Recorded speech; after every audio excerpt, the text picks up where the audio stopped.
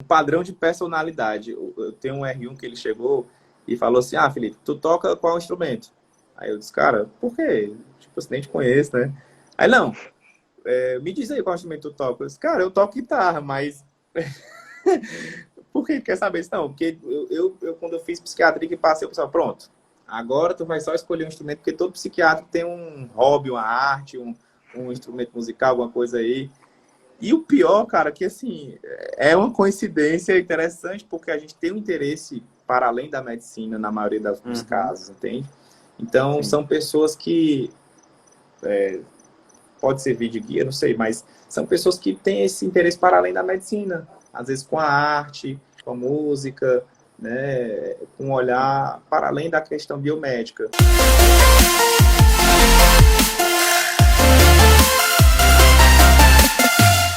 Fala galera, tudo bem?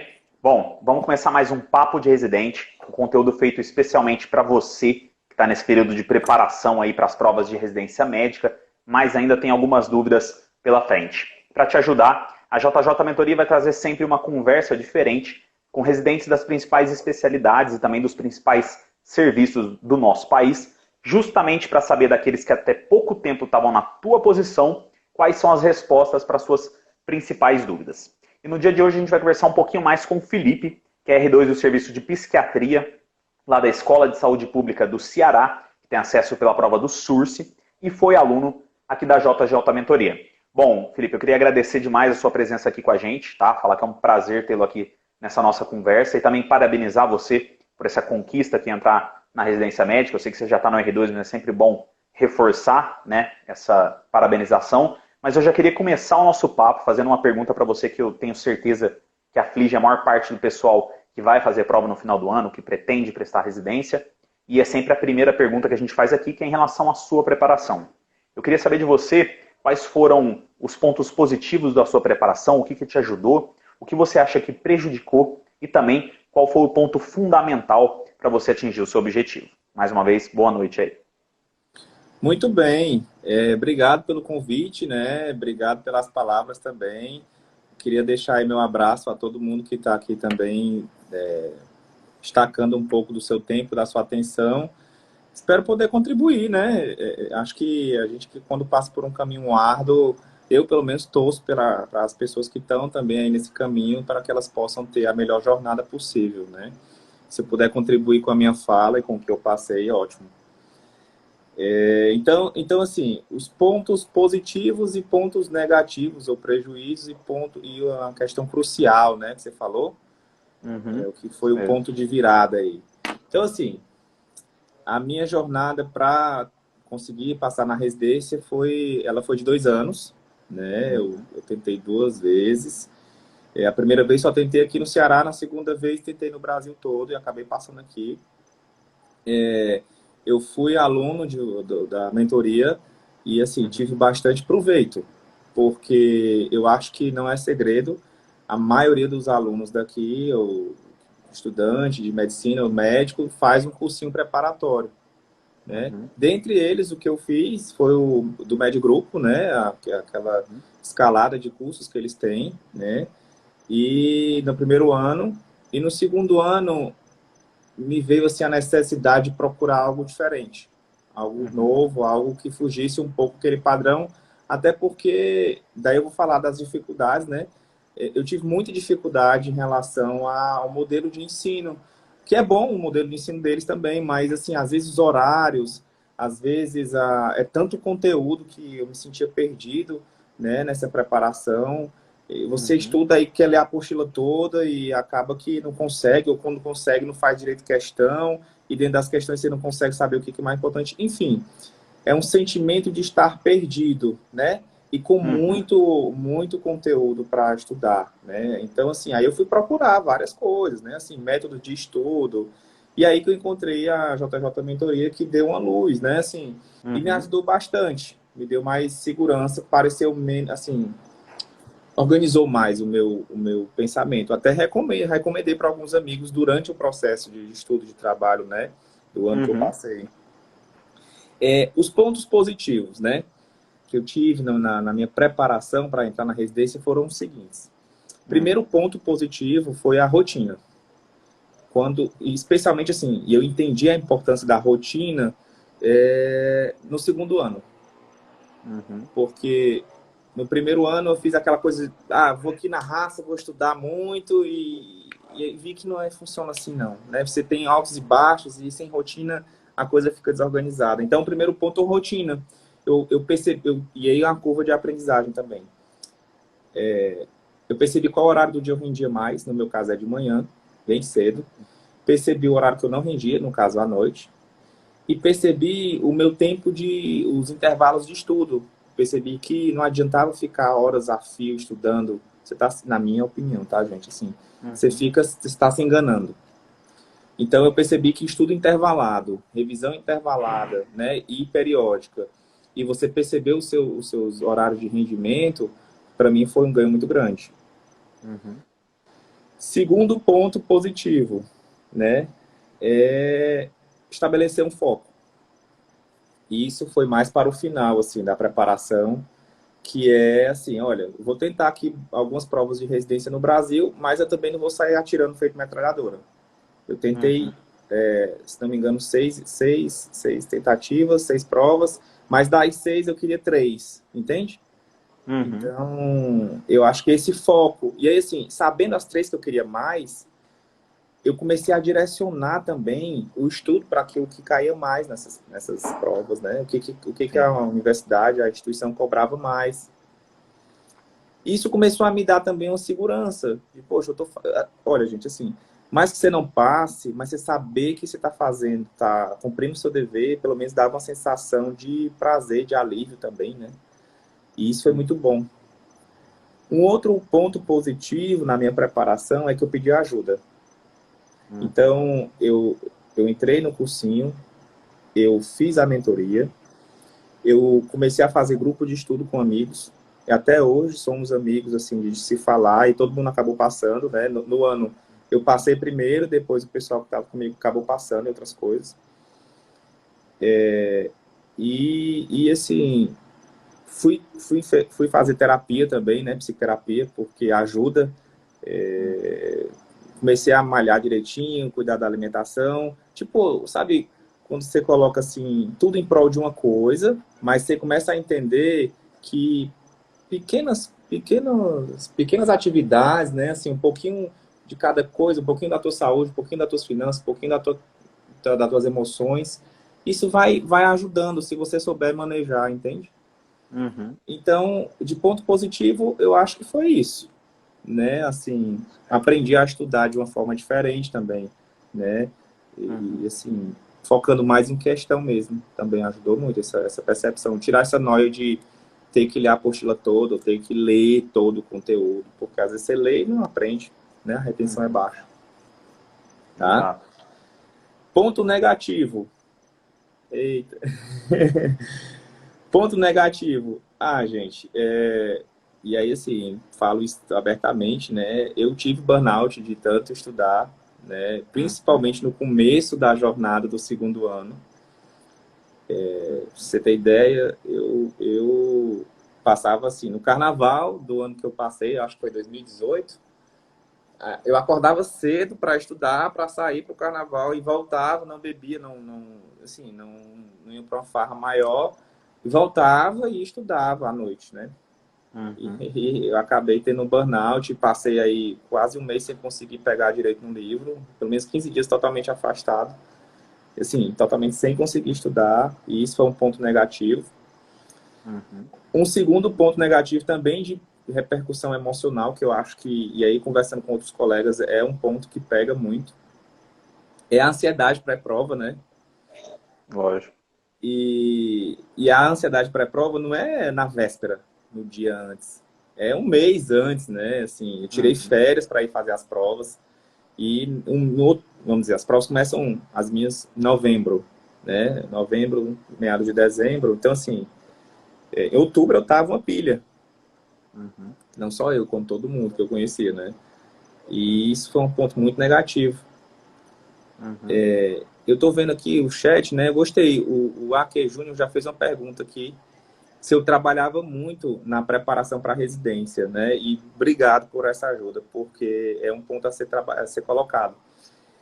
No começo, quando eu decidi fazer prova de residência, que foi justamente na primeira tentativa, eu formei em 2014. E aí eu tentei 2017, 2018 para entrar, né? 2017 para entrar em 2018, 2018 para entrar em 2019. E aí eu tentei esses 2 anos.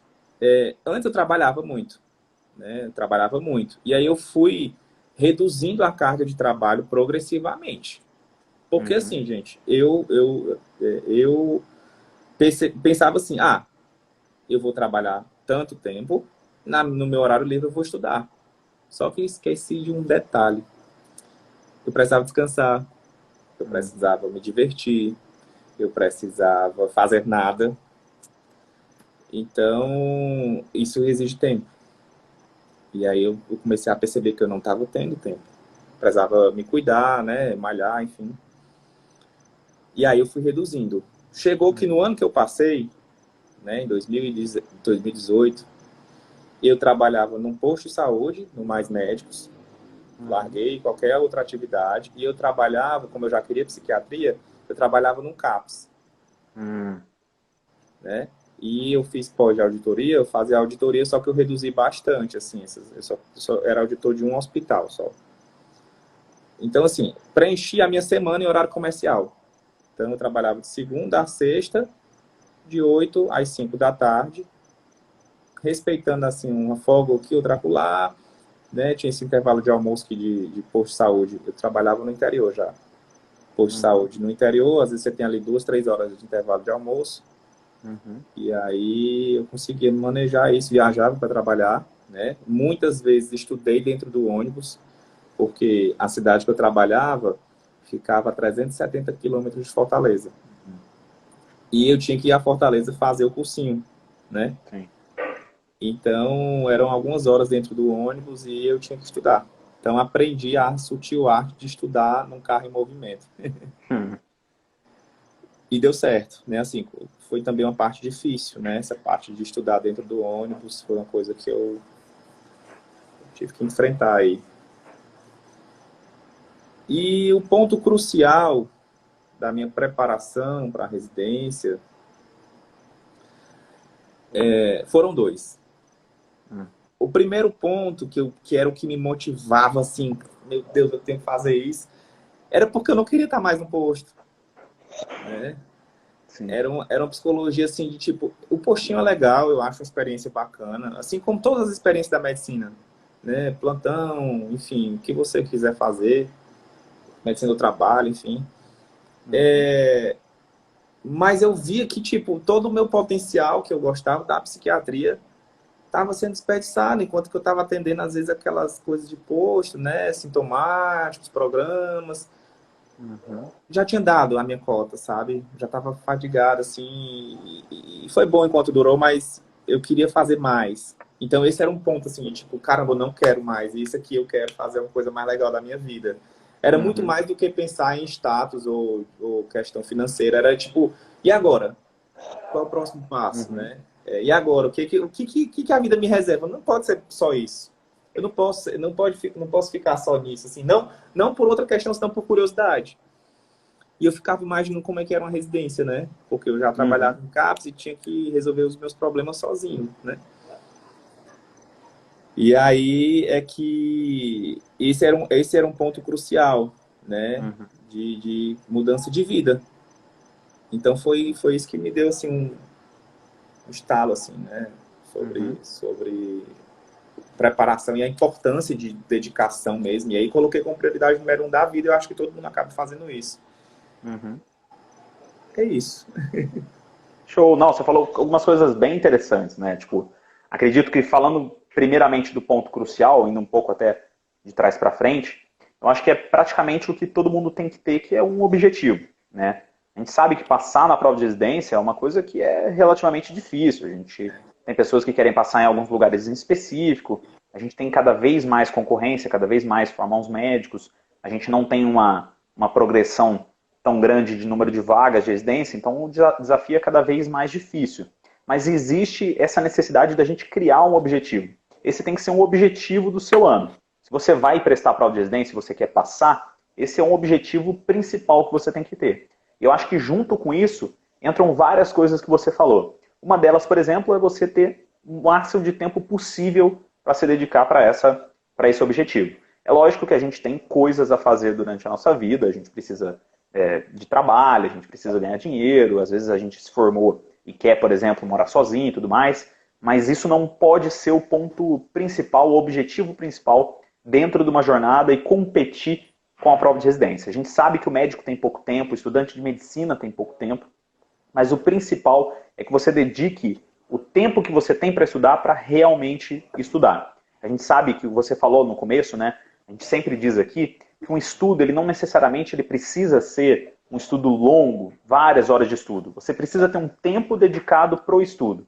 O que você falou de rotina, eu acho que é fundamental. Você poder passar no final do ano, muitas vezes não é uma questão de quem conhece mais ou quem sabe mais. Eu acredito que a prova de residência médica é muito mais uma prova de resistência do que de proficiência, entendeu? É um desafio ao longo do tempo que vai chegar lá no final e vai ganhar quem conseguiu manter um tônus ao longo do ano de estudo. Isso eu acho que é fundamental. E aí algumas coisas ajudam esse tônus. Uma delas que você falou, por exemplo, eu achei que é bem interessante que os principais pontos negativos que você colocou, assim, coisas que atrapalhavam, e até algumas coisas fundamentais, tem muito a ver com a psiquiatria, com a psicoterapia, com a psicologia e tudo. Até porque a primeira delas é você tem que ter um tempo separado para você.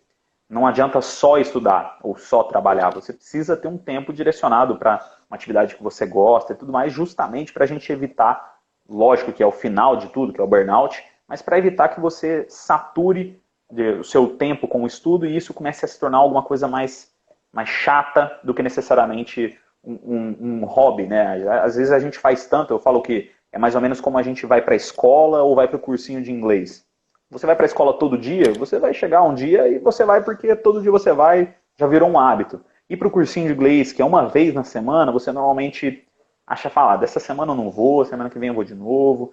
E aí essas coisas que não são rotina acabam dificultando. E lógico que tem coisas que ajudam, a gente usa aqui na mentoria, mas é totalmente plausível você utilizar isso em outras coisas, outros cursinhos preparatórios, ou até mesmo numa preparação só sua, que é inicialmente o direcionamento. O conteúdo é gigantesco, a gente não tem tempo, mesmo que a gente queira e tenha muito tempo, a gente não consegue ver tudo. Então a gente precisa saber que dentro da prova de residência médica existem coisas que são mais cobradas, existem tópicos que são mais cobrados, e esse direcionamento é principal. A gente usa muito na mentoria o princípio de Pareto, né, em que 20% das ações levam a mais ou menos 80% das consequências.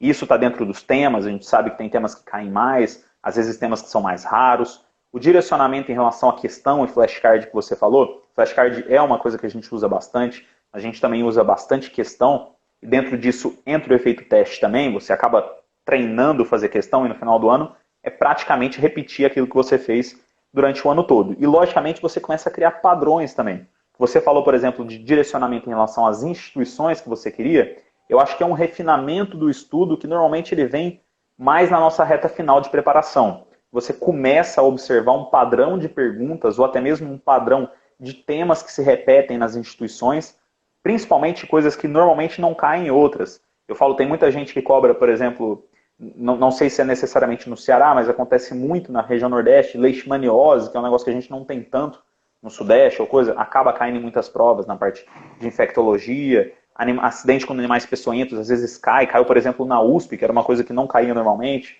mas em algumas instituições é mais frequente. Então acho que esse direcionamento é fundamental. Mas como você falou, eu acho que é imprescindível que você tenha um objetivo, você se dedique a esse objetivo, logicamente fazendo com que isso não seja só o que você vai fazer durante o ano. Tem que ter um tempo separado para você, tem que ter o tempo do trabalho, e logicamente a gente descobre ao longo do tempo qual é o melhor período que a gente tem para estudar. A gente sempre diz na mentoria, acho que você deve lembrar, não existe uma fórmula mágica para passar na residência, não existe uma fórmula mágica de como estudar. A gente logicamente dá direcionamentos, e esses direcionamentos ajudam a você manter aquele plano anestésico, aquele plano de voo que a gente fala. Você sabe onde você vai sair, que é lá no começo do ano, sabe onde você vai chegar, que é na prova de residência, mas nesse meio do caminho vai ter muita coisa e o que você precisa é ter um direcionamento e ter cabeça para poder se colocar de novo nos trilhos. Mas eu queria saber de você, o que você tem para falar, por exemplo, para quem tem dúvida ainda sobre se psiquiatria é a especialidade que ele quer, o que você pode falar um pouquinho em relação à especialidade em si, puxando um pouco de sardinha? Quais são os pontos negativos que você acha na psiquiatria? E você acha que existe um padrão ou um tipo de pessoa, uma personalidade que se dá melhor, por exemplo, nessa especialidade? Então, assim, em relação à psiquiatria, né? Um padrão de personalidade. Eu tenho um R1 que ele chegou e falou assim, Felipe, tu toca qual instrumento? Aí eu disse, cara, por quê? Tipo, você nem te conheço, né? Aí, não, me diz aí qual instrumento tu toca. Eu disse, cara, eu toco guitarra, mas... Por que quer saber isso? Não, porque quando eu fiz psiquiatria que passei, eu pensava, pronto, agora tu vai só escolher um instrumento, porque todo psiquiatra tem um hobby, uma arte, um instrumento musical, alguma coisa aí. E o pior, cara, que assim, é uma coincidência interessante, porque a gente tem um interesse para além da medicina, na maioria dos casos, entende? Então, Sim. são pessoas que, pode servir de guia, não sei, mas são pessoas que têm esse interesse para além da medicina. Às vezes com a arte, com a música, né, com um olhar para além da questão biomédica. É importante, sim, a gente ter médico, biomédico, aquela coisa bem, né, com critérios e guidelines e tudo, mas é importante também a gente ter pessoas que talvez já conheciam essa sensibilidade diferenciada. Isso talvez seja um ponto de personalidade. O segundo ponto de personalidade, eu acho que aí já é óbvio, mas eu tenho que falar, é gostar de gente. Sim. Se você é o tipo de pessoa que não curte muito o contato humano, é bom pensar se psiquiatria é a tua área, entendeu? Porque é a mais humana das áreas da medicina. Eu desconheço uma que seja mais relacionada com a humanas, assim, né, do que a psiquiatria. Então, eu acho que é um ponto válido em termos de você avaliar a personalidade.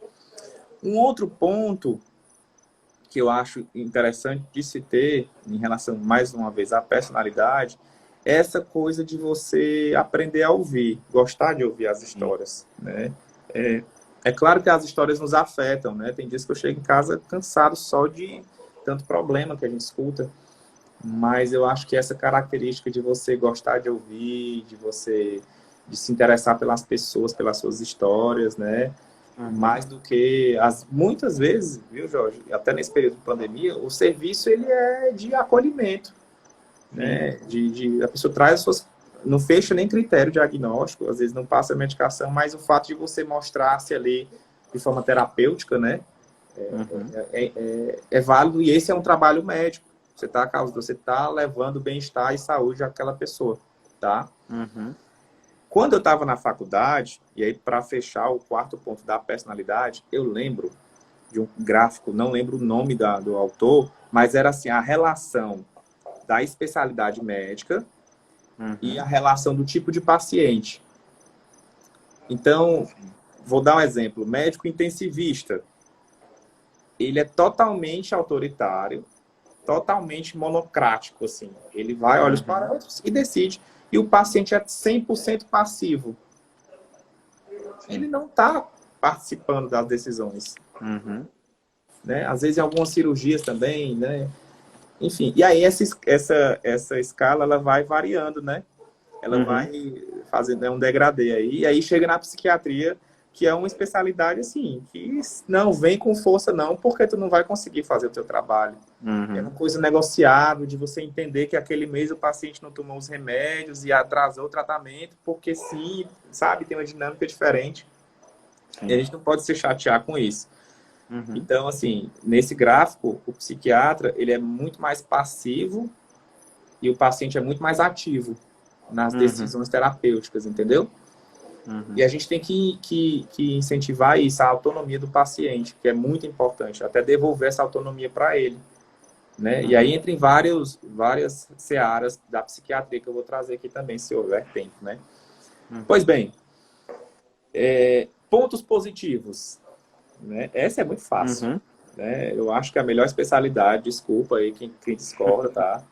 É uma especialidade que a gente cresce enquanto ser humano, a gente aprende assim, valores humanos mesmo, você se questiona e você, assim, por que eu escolhi psiquiatria além de tudo que eu já falei? Porque não bastava saber medicina. Eu tenho que saber de filosofia, sociologia, política, religião, cultura, cultura inútil, Então, assim, chega uma criança para mim, eu tenho que saber anime, eu tenho que saber o que é Free Fire, eu tenho que saber o que é GTA, eu tenho que saber o que é puberdade precoce, sabe? É questão da sexualidade. Então, assim, se você for seco para a psiquiatria, claro que você pode se tornar um psiquiatra, não impede, né? Mas eu acho que essa qualidade aí de você se interessar por mais assuntos para além da medicina. Então, esse é um ponto positivo que eu acho, Sim. né? Da especialidade. O segundo ponto positivo, e não é só filosófico, é o seu trabalho. Eu preciso só disso aqui, ó. A minha caneta e um carimbo. Eu não preciso de aparato tecnológico no meu consultório. Eu não preciso de uma mega estrutura hospitalar. Então, eu posso... a capilaridade do psiquiatra é muito grande. Eu posso trabalhar num grande centro, num grande hospital. Eu posso trabalhar no interiorzinho ali, na cidade, fazer um consultório, um convênio com a prefeitura. É fácil. Eu não tenho custo de manutenção. O custo sou eu, a minha caneta e a tinta do carimbo, que às vezes eu tenho que trocar, né? E isso é muito bom de saber, né? Eu não dependo, claro, preciso pedir exames, enfim, mas isso aí é outra história. Esse é o segundo ponto positivo. Terceiro ponto positivo é que, assim, olha, a gente, é claro que a gente trata de transtorno, mas a gente trata de questão de vida. É muito legal, e aí você tem que gostar disso, né? É muito legal a pessoa trazer os seus dilemas, né? Assim, às vezes, a pessoa vai me contar sobre um transtorno ansioso relacionado ao corona, né? Que é o clássico de agora. Então, ela me conta a vida dela. Por que que ela... Vou dar um exemplo. Ah, doutor, eu tô com muito medo de estar com corona e estar transmitindo para minha família. E aí, ele me traz o que que ele fez e o que que ele acha sobre tudo isso. E é muito legal, porque não são todos os pacientes, você pode fazer isso, mas você pode ter ali uma conversa sobre a vida da pessoa. Então, você tem que gostar disso, né? E esse é um ponto muito positivo. Outro ponto positivo, a subespecialidade da psiquiatria. Eu acho importante a gente ter essa noção, né? Hoje, elas são a psiquiatria infantil, que é a mais concorrida nas residências por aí que eu vejo, né? Todos são R4, um ano a mais, tá? A psiquiatria infantil. E aí, assim, para isso é legal, porque, assim, tem CAPS infantil. E aí você consegue direcionar o governo. A psiquiatria é uma área que o governo, ele, devido aos CAPS e devido à lei antimanicomial, que é para tirar os pacientes dos hospitais e trazer para a sociedade, tem CAPS infantil, isso é muito legal. Então, assim, o governo ele tem um programa, o pagamento, o financiamento do CAPS, ele é uma verba que dá para o CAPS, sobra dinheiro, e o gestor muitas vezes utiliza essa sobra para outras áreas. É diferente de outras áreas da medicina, que o gestor às vezes tem dificuldade de fazer a manutenção disso, né? E a psiquiatria não, você vai poder trabalhar, assim, é uma área que tem recurso, né, assim, nesse sentido. E esses R4, eles são todos prova? Ou Sim. são subespecializações, tem Então, pós-graduação, alguma coisa? Pronto, todos os R4 são prova, mas tem pós também. Tem pós de psiquiatria também, né? Então, assim, todos são, os que eu vou falar agora são do MEC mesmo e tal, tudo direitinho. A outra sub da psiquiatria é a psiquiatria forense, né? Eu não vi ainda, a gente paga psiquiatria forense no R3. E aí, assim, se alguém já viu algum quadro de TV que fala, bota aquele psiquiatra assim, com os cabelos tudo bagunçado e analisa o tiro da pessoa e a intenção, o jeito que ele pega, né? E alguns seriados que tem por aí, é assim também, né? Mas é muito mais, assim, de um aspecto previdenciário, sabe? Um aspecto burocrático, questão de curatela, do juiz te mandar resolver algumas questão de documentação do paciente. É bom a gente saber porque vem. Mas é uma área também nesse sentido. Você vai lidar muito com questões criminais mesmo, vai lá no manicômio judiciário, né? Que são prisões hospitalares, enfim. Psiquiatria forense. Aí temos também medicina do sono, que é uma área que você vai concorrer com a galera da pneumo, da ortopédia, da otorrino, da neuro, Uhum.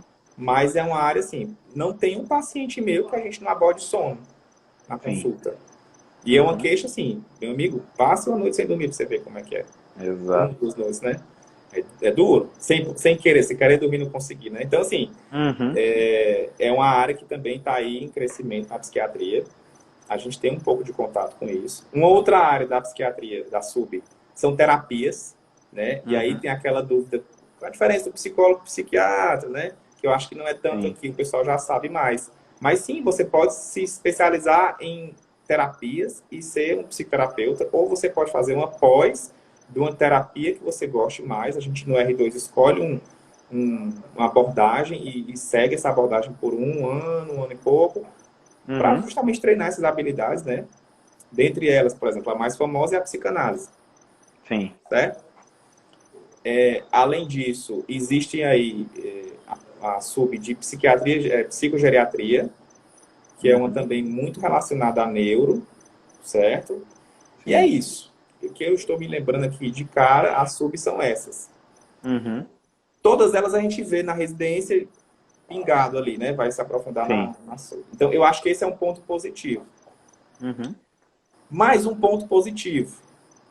Aí, assim, até respondendo a pergunta da Beatriz, desculpe, Beta Gonçalves, desculpe. Ela perguntou se eu gostava dessas coisas aí, dessas filosofias, sociologia, antes da residência. Já gostava. Uhum. Mas não é critério. Não é Sim. critério, tá? Eu fiz filosofia por 2 anos. Mas, assim, não é critério mesmo. Uhum. Tem alguns psiquiatras que eles são mais clínicos, vamos dizer assim. Nem na Sim. psiquiatria, que é legal, porque é assim, Jorge.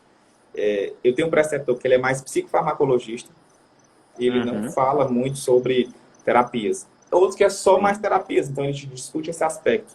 Outro que ele é mais Uhum. clínico, de falar de Sim. diagnóstico, comparação com critério diagnóstico. E aí tem outros que cada um vai puxando ali. O outro é mais pesquisador, né? O outro é mais assim para subtipos de doenças, né? Mais para transtorno de humor, outro é mais para esquizofrenia, outro é mais para ansiedade, transtorno da sexualidade. E aí vai, Uhum. né? Então, na psiquiatria tem isso. Eu até perdi um pouco o fio da meada do que eu ia dizer do outro ponto Hum. positivo. Ah, mais Sim. um ponto. A residência. É ridículo quanto que a gente tem de trabalho em relação a cirurgias, por exemplo, né? Sim. Eu tenho colegas e amigos que fazem tipos de cirurgia, né? Assim, ou sub, ou geral, ou ortop. E assim, cara, é sofrido, viu? É Sim. sofrido a residência, é assim, e passam até por situações de humilhação, né? Assim, de maus tratos morais, assim, vamos dizer. Na Uhum. psiquiatria não tem isso. Pelo menos até onde eu sei, as residências que eu conheço, até por ser psiquiatra, os preceptores eles têm assim, entendimento de que eventualmente você não está bem, eles chegam junto, você tem uma Uhum. abertura maior, entendeu? Para a gente trabalhar as nossas questões e uma compreensão e uma flexibilidade. Então O já contato de aconteceu. vocês aí com os staffs, por exemplo, e o pessoal da preceptoria é muito bom, então, você acha? Com toda certeza. Com toda Uhum. certeza. Desde o R1, quando você chega no R1, você chega meio travadão ali, né? Tipo, Sim. e aí, como é que é isso aqui? Eu vou sentir a galera. Mas, assim, cada pessoa tem uma história, né? E chega de um Uhum. jeito nessa etapa da vida. Tem pessoas que chegam muito comprometidas até. E, assim, a residência de psiquiatria é muito compreensível, no sentido de, ao invés de querer derrubar a pessoa, que eu vejo que tem residência que faz isso, te levanta, te Sim. ajuda, né? Os residentes em si, eu sei que tem residência que é muita competição para ver quem é o Uhum. melhor e tal. Na psiquiatria não tem, pelo menos assim, aqui no Ceará desconheço uma postura assim entre os residentes do meu tempo, né? Os Uhum. R1 a 3 que eu conheço atualmente. Não sei se para trás já Sim. teve. Mas é uma postura totalmente diferente, é uma postura de coleguismo mesmo, de ajuda, sabe? Não tem isso, não tem esse De climão. E apoio, né? outra, os trabalhos, né? Em relação a plantões. Uhum. É claro Foi que tem até residência. umas dúvidas do Instagram. O pessoal perguntou em relação a plantão, o Ângelo Lima queria saber se você conseguia dar plantão. Por exemplo, você falou que tinha um tempo um pouco maior, e até pela própria prova que eu ia perguntar mais ou menos como você escolheu, você já te falou, que prestou algumas provas e até ficou em dúvida em relação a isso, mas o pessoal tem muita dúvida em relação às provas do Ceará em si, se a maior parte delas, por exemplo, são unificadas, né? Se tem alguma prova que é em específico, se você puder comentar também, acho que ajuda bastante gente. Claro, claro, obrigado e pode sempre me chamar aí para esses pontos que são importantes. Sim, no R1, o que acontece? Eu acho que como toda residência, né? O R1 você tem mais é que trabalhar muito, né? Sim. E assim, a gente tem plantão, os piores, entre aspas, né? São plantões noturnos e plantões final de semana e feriados. Dá para você trabalhar fora? Dá. Não é uma residência que exige exclusividade e nem tem uma carga de plantão tão, aqui no Ceará, né, pelo menos, tão exagerada. Muitos colegas trabalham, é um pouquinho sofrido, porque às vezes aperta mais e tal, mas assim, mas dá, o pessoal consegue, né? Dá sim. No R2 já fica bem melhor, né? A gente sai dos plantões final de semana, noturno, tem alguns plantões na semana, em alguns serviços, né? Mas é diurno e, por exemplo, aí também não tem mais prescrição. A prescrição é só no final, só no R1. Certo. Né? No R2 não tem.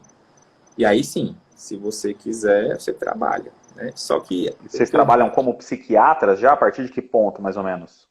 Cara, vai muito do teu feeling, né? Vai muito do teu feeling, assim, de se aventurar nisso, né? Eu fiz assim, a minha jornada foi assim. No R1, assim que eu entrei, eu continuei trabalhando, né? Eu tinha alguns consultórios, assim, que a gente atende em clínica. Só que depois eu fui sentindo que eu poderia aproveitar a experiência de outra forma, e tinha reserva financeira, acabei largando um pouco o trabalho.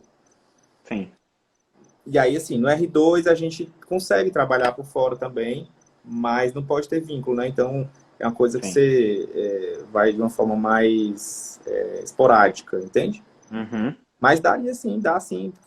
Aqui tem colegas que dão plantão de clínico ainda e outros que estão aí começando a dar os primeiros passos para trabalhar de psiquiatra. Em geral, no R3, sim. Aí, culturalmente, no R3 o pessoal já começa a alçar os seus voos, né? Você falou das instituições menores, em cidades menores, eu acho que até é uma arma para a pessoa que não quer, por exemplo, ter que trabalhar muito para sustentar. A gente sabe, São Paulo, por exemplo, o custo de vida é muito alto para você pagar aluguel e tudo, e às vezes você tem que se desdobrar para poder dar plantão. Às vezes, morando numa cidade um pouco menor, com 2 plantões no mês, você já consegue, querendo ou não, dar uma ajeitada boa na vida e aí você consegue se dedicar à residência. Acho que vai depender muito também de qual é o objetivo, né? Tem gente que quer morar numa grande cidade, aí é uma coisa. Mas essa é uma opção boa, por exemplo. Sim, o custo de vida, cara. Eu vou dar um exemplo aqui, tá? Eu tenho almoço no CAPS todo dia. Sim. Mas eu como de quentinha aqui, a quentinha fitness, muito boa, por R$10. Lógico.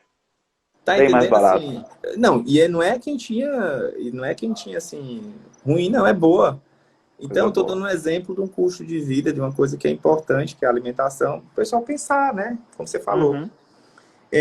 Desculpa, eu faltei a outra pergunta que você fez. Você falou sobre os plantões Em que dá pra relação trabalhar. das provas, se aí no Ceará elas são todas unificadas ou não? Se tem prova diferente também, assim? Sim, as provas são unificadas, né? O SURSE. Para psiquiatria, sim, é só o SURSE mesmo, é uma prova única. E aí, assim, as possibilidades são algumas, né? Você pode ir pela Escola de Saúde Pública, que é a minha instituição, e na Escola de Saúde Pública tem Fortaleza, que é o Hospital Mental de Messejana, que fica só lá. Tem a Sobral, que é só em Sobral também, que também é Escola de Saúde Pública, que é uma cidade do interior do Ceará, mas é bem grande, assim, desenvolvida, só um pouquinho quente. E que é a cidade, por exemplo, do Ciro Gomes, né, que eu acho que é uma figura conhecida nacionalmente. E tem a Escola de Saúde Pública Iguatu, que é uma cidade que fica no centro-sul, é uma região que a gente chama de Cariri, assim, não é Cariri, mas é perto, e a cidade que é famosa aqui, assim, nessa região, que é perto, é Juazeiro do Norte, cidade do padre Cícero e tal, não sei se o pessoal aí mais para baixo conhece. E aí, assim, na questão do Iguatu, que é a cidade que eu tô, é uma residência mista. Dos 3 anos, 1 ano em Fortaleza no mental, igual o pessoal de lá roda a mesma coisa, e 2 anos são aqui no Iguatu dividido, entendeu? Tipo, metade do R1 e metade do R3 lá, e metade do R1 e metade do R3 e o R2 todo aqui. Serviços você acha de psiquiatria que você tem conhecimento, que são serviços de excelência no país, quais você tem, por exemplo, em referência, pelo pessoal que você conhece, conversa, o que o pessoal fala em relação a quais são os lugares teoricamente de excelência? Então, num país assim, né? USP eu acho que a USP é referência em qualquer área, não seria diferente na psiquiatria, né? A USP é uma referência. A Unifesp também, né? A Escola Paulista também é uma referência em termos de publicação. E depois, aí assim, depende muito da área da psiquiatria. Tem algumas ilhas, né? Vamos dizer. Em Porto Alegre, por exemplo, o Hospital de Clínicas, né? O HCPA, é um lugar onde você tem ali também um centro assim, de referência realmente nacional, eu acho que até internacional. Eu fiz uma parte do internato lá e, assim, é outro mundo. Quem tem a oportunidade de rodar lá ou de passar lá é ótimo. Além desses 3 lugares que eu falei para você, e aí fugindo desse grande circuito, por exemplo, aqui em Recife, eu digo aqui, né, mas assim, Recife também é um grande centro. Para você ter ideia, eu posso estar enganado, mas assim, no Nordeste, Recife é um centro de ECT, né? Que aqui no Ceará, por exemplo, só faz no particular, não faz no público. Tem em Recife, né? Em Minas, a residência de psiquiatria, eu tenho colegas que fizeram lá, formaram lá, a residência de psiquiatria também é boa, né? Eu não sei te falar aqui bem qual hospital, mas sim, Minas também é um centro bom. Para além disso, eu não tenho conhecimento, né? Essas são as referências, especialmente Porto Alegre. Tem um guia da Associação Brasileira de Psiquiatria, a ABP. Você vai lá no site, quem tiver dúvida, eu acho legal, e eu fiz essa pesquisa. Eles estão fazendo a acreditação dos cursos, né? Tanto da residência quanto da pós-graduação. Até alguém tinha perguntado isso e eu queria comentar também, tá? Se for o caso, se for pertinente. Aí, assim, lá se você der uma vasculhada mínima no site da ABP, tem a parte da acreditação e aí eles classificam tanto a residência quanto a pós em nível A e B, né? E, assim, é para você ter noção de uma certa qualidade da residência. E tem um detalhe. Você não perguntou, mas eu vou comentar, porque eu acho que tu faz ortopedia, se não me engano. Isso, ortopedia. Isso. Ortopedia. E eu acho que na ortop o pessoal tem uma cultura muito de fazer o SBOT, né? Sim. Era uma pergunta que eu ia te fazer, se tem prova de título depois também. Pronto. Na psiquiatria tem prova de título, mas não tem uma cultura de fazer prova. Não tem uma coisa tão assim como tem na ortopedia, né? Sim. E aí é que vem essa colocação sobre essa classificação de acreditação da ABP, porque assim, caso você faça a prova, se você for para uma residência de acreditação nível A, você só tem que fazer uma prova teórica, é só uma fase. Se você vai para uma residência nível B, são 2 fases, a teórica e depois você vai para a prática, tá? E aí tem um pormenor nisso.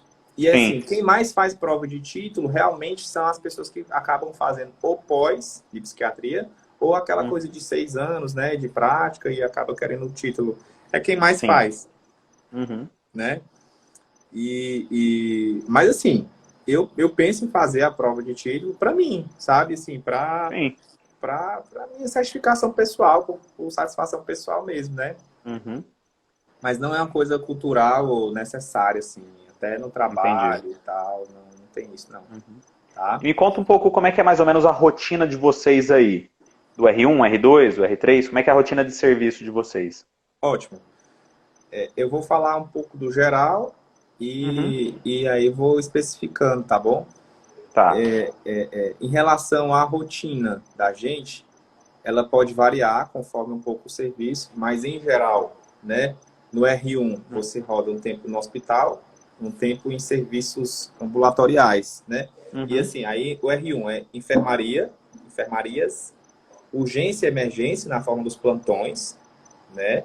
E ambulatório geral, E geralmente o pessoal faz ambulatório de ansiedade, né? Faz clínica também, tem um percentual que tem que fazer de Uhum. clínica, que é 20% da carga horária, e faz neuro voltado para essa questão de epilepsia, convulsão, tem isso, certo? Sim. No R1, geral é isso. Em termos de horário, por exemplo, o horário, aí é uma vantagem, né? Geralmente é um horário comercial.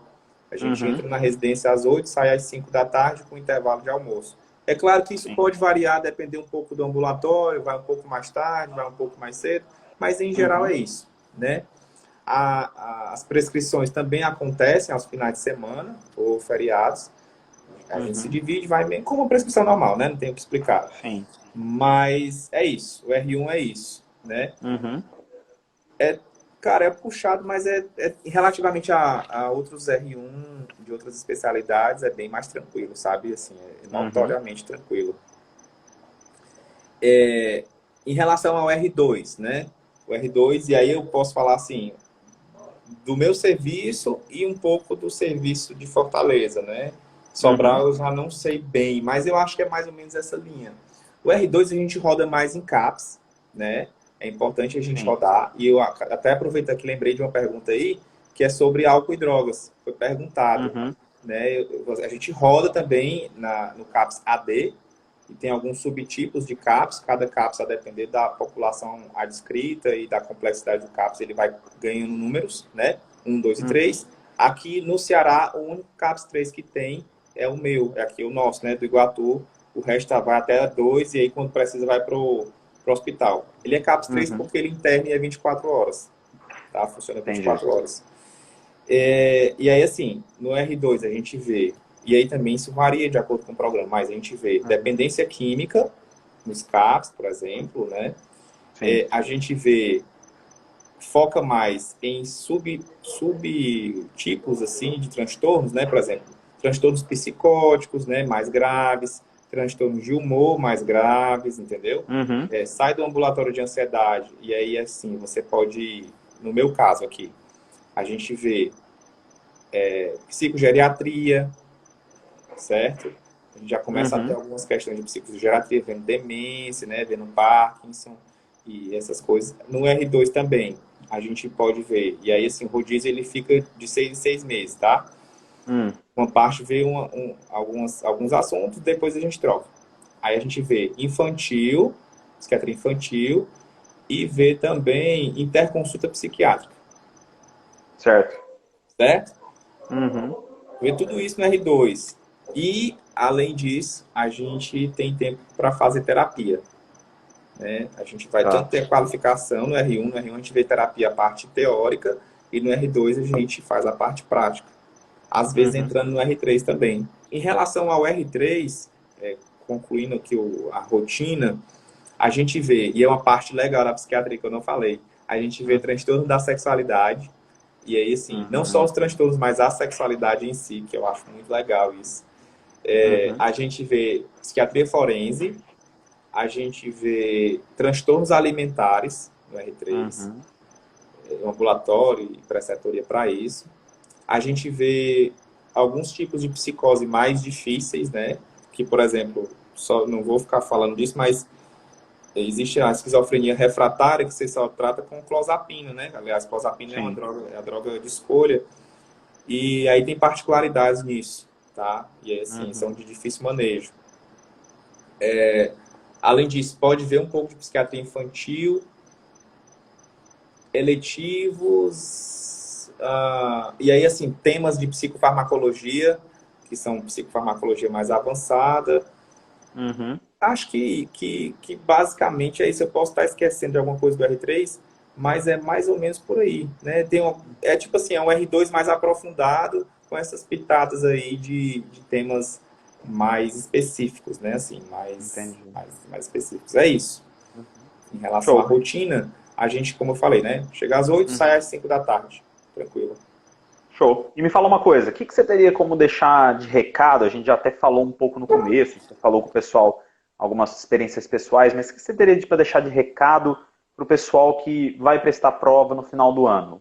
Assim, uma dica, algo que você acha que seria importante, já tendo, por exemplo, passado por essa fase e tendo contato com uma especialidade tem esse cunho mais de orientação que é a psiquiatria? O que você teria para falar para eles? A minha mensagem para o pessoal que está nessa, e eu passo uma mensagem assim, quem eu conheço, né, de amigos que estão nessa também, e, enfim, é um momento muito delicado da vida, né? Você que trabalha com isso, você que passou por isso, você que tem uma pegada mais profissional, uma pegada com muito mais bagagem do que eu, sabe disso. Eu vou te falar uma coisa, é muito sofrido, é duro, mas a gente sai uma pessoa melhor depois da residência, depois desse processo. Então, a comparação que eu posso fazer para vocês é assim, e não é nada poético, né? Mas você imagina assim, uma lagartinha quando vai virar uma borboleta, acha lindo. Nossa, como é belo, né? A natureza. Mas você já parou para pensar na força que ela faz para quebrar o casulo? Uhum. Então, talvez esse momento da gente, né, de preparo, seja isso. Um dos problemas que eu acho é você imaginar que você tem que fazer uma força explosiva e assim, rápido, para sair logo. Se você faz isso, a chance de você se machucar e eu não conseguir romper o casulo é muito grande, você concorda? Sim. Então, eu acho que cada um tem que encontrar o seu momento, o seu tempo, e não é uma conversa para boi dormir. É uma conversa assim, ou você reflete sobre isso e você se percebe nesse processo, ou você vai sofrer muito, mais do que deveria. Eu acho que uma dose de sofrimento aí, ela é necessária, não dá para você escapar, mas dá para você ajustar isso. E assim, gente, sofrer de graça é triste mesmo. E aí, assim, eu volto para te responder essa pergunta que você fez, lá para aquela conversa que eu falei no começo aqui do vídeo, para os pensamentos que são pensamentos são pensamentos distorcidos da realidade ou pensamentos que só te colocam para baixo, né? Né? Que, ai, não sou capaz, não mereço, se eu não passar, eu não sou ninguém, né? Eu não presto para nada, porque assim, ou tipo, meu amigo, e assim, aí a questão filosófica, né? A infelicidade nasce da comparação. Lógico. Então o meu amigo está fazendo tantas questões, eu estou fazendo menos, nossa, como eu sou Isso é péssimo, né? constante. Eu sou uma pessoa muito ruim, eu não presto, eu não sou um bom médico. Esses pensamentos, se acontecem com vocês nessa jornada, tomem cuidado, porque é triste. E, assim, mina todo um projeto seu. Então, assim, e o que fazer para você evitar ou para você lidar com esses pensamentos, né? Com essas emoções? Cara, se perceba, né? Perceba o seu momento e outra. Não perca o prazer do crescimento pessoal. O prazer de aprender um negócio que tu não entendia. E esse negócio que tu não entendia, uma hora vai salvar a vida de alguém. Ou vai melhorar a vida de alguém. Ou vai melhorar a tua vida porque tu vai passar na residência. Então, eu acho que é isso. Assim, a minha mensagem para o pessoal que está na jornada, eu já passei por isso. E não acho assim, nossa, eu passei, eu sou agora o danadão, o bichão que tá aí, ó, né, tem que lidar com isso. Agora vocês aí que não passaram, só lamento. Não é isso. Né? Não é essa a pegada. A pegada de, caramba, eu sei o quanto que é doloroso, eu sei o quanto que eu gastei de viagem, de passagem, de curso, deixei de ganhar dinheiro e de a gente, meu namoro sofreu com isso, acabou o namoro, não sei o quê, e tô aqui em outra cidade. É sofrido, né? É sofrido. Ainda mais agora, nesse tempo de pandemia, que as incertezas só aumentam. Vai ter, não vai ter prova? E entendo como é que vai ser, sabe? E os estudos eu não consigo estudar porque a minha cabeça não é álcool em gel.